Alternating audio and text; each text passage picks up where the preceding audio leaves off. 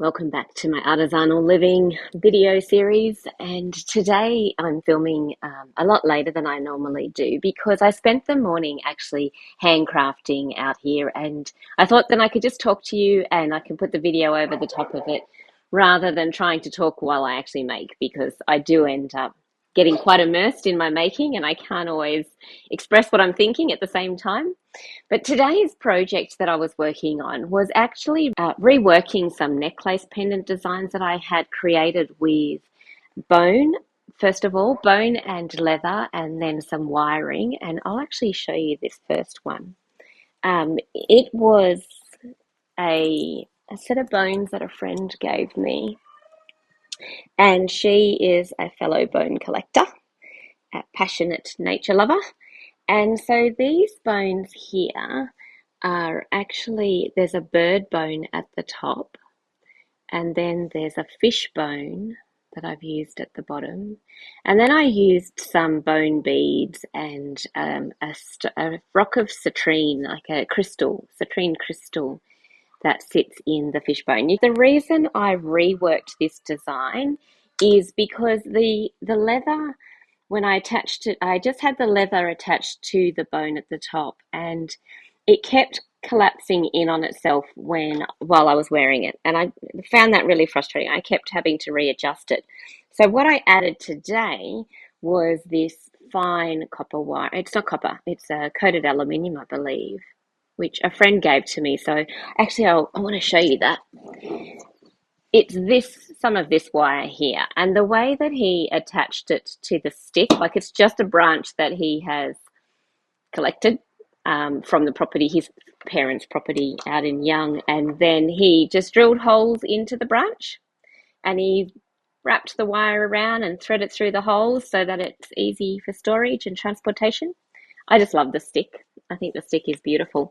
So what I was working with for this project was this wire here, and I'm pretty sure he said that this is actually coated aluminium. Yeah. Anyway, I think that's what it is. It's not copper, is what I'm saying, but I still like to repurpose things, so I'm quite happy to work with that.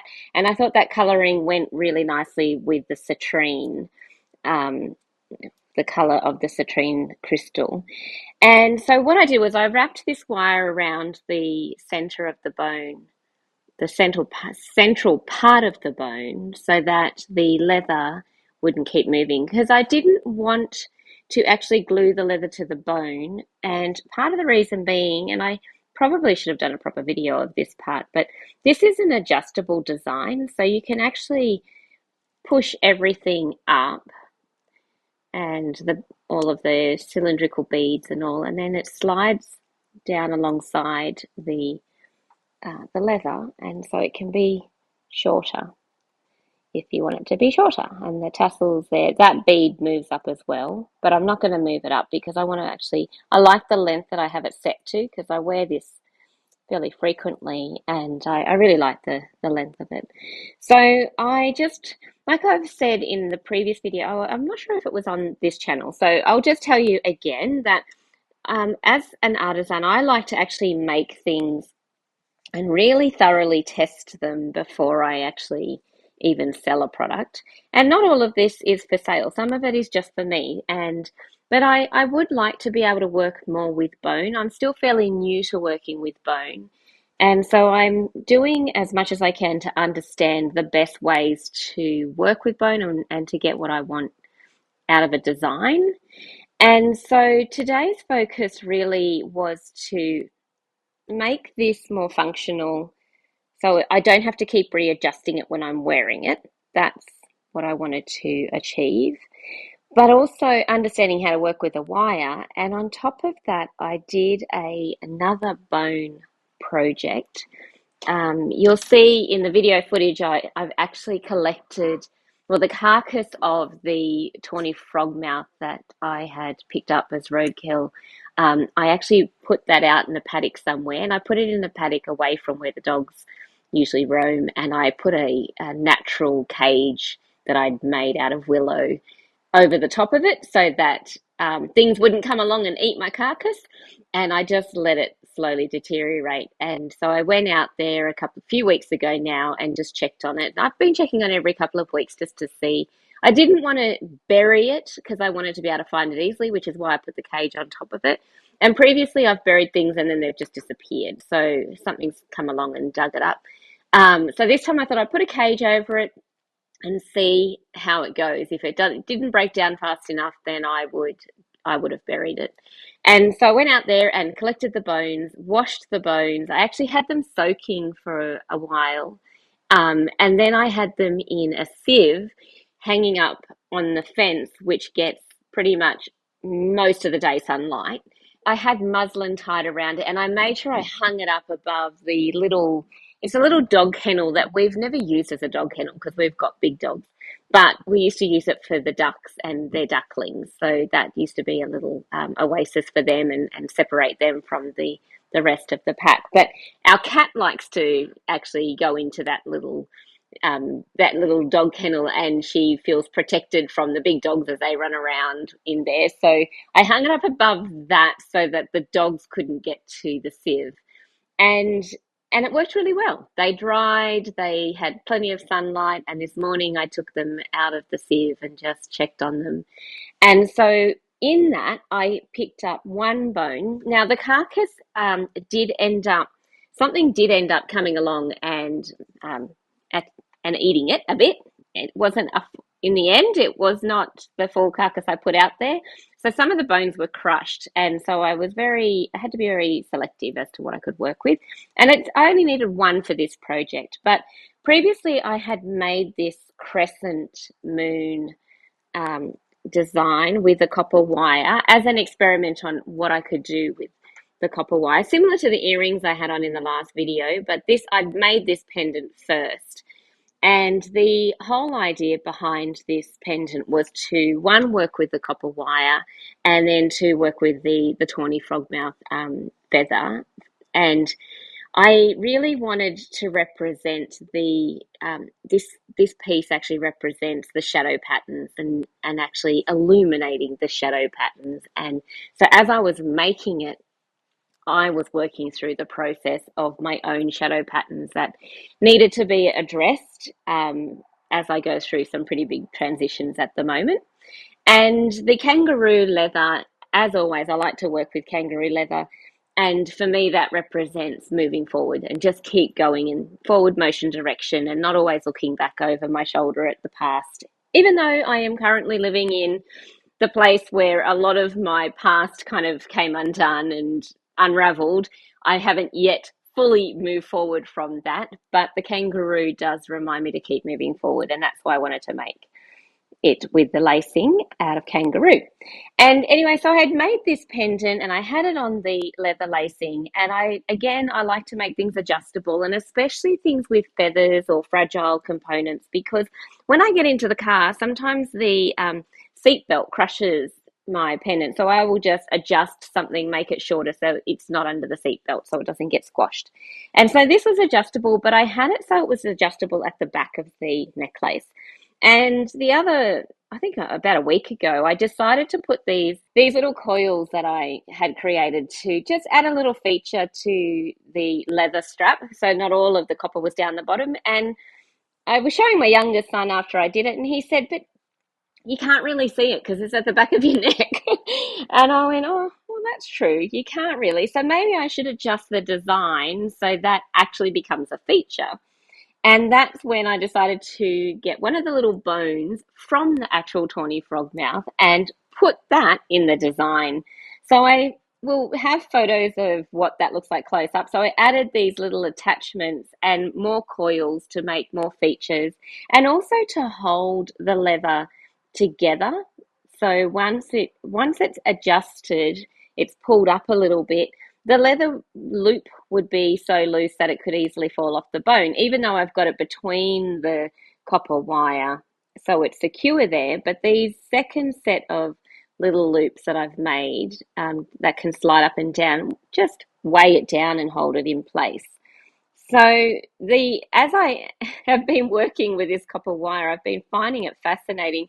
I did actually have a video of me redoing one of the sets of springs or the loops, because still a technique that I'm learning how to create that cylindrical shape with the wire and not crush it out of shape, and also to keep it consistent so it actually becomes a cylinder rather than a more like a funnel. And I didn't do one very well, and I made quite a mess of it, so I ended up undoing it all and starting that side again. But the phone I was filming that on, I didn't realize was actually full. It's my old phone that I was just capturing footage on, and it was full. The storage was full, and so I had missed, like, I don't know, 10 minutes of filming, so I couldn't redo that. But that's okay. I did plenty of close up so you can actually see what I'm talking about in terms of the making process. But it is really, I use different types of pliers. So I'll use a round plier for some things. I'll use one that's got a bit of a grip, and then one that's flat. And so a lot of this is very intuitive. It's just feeling into the material. And that's what I found when it comes to winding the wire and creating the shape that I want. Like even the little attachment that I added to the original design to attach to the bone, it was really feeling the wire as I'm working with it that makes it either work or not work. And so I find that to be quite a meditative process to work through how to work with the material itself. And so I was really happy with how it turned out. And the little features just add that little element of something extra.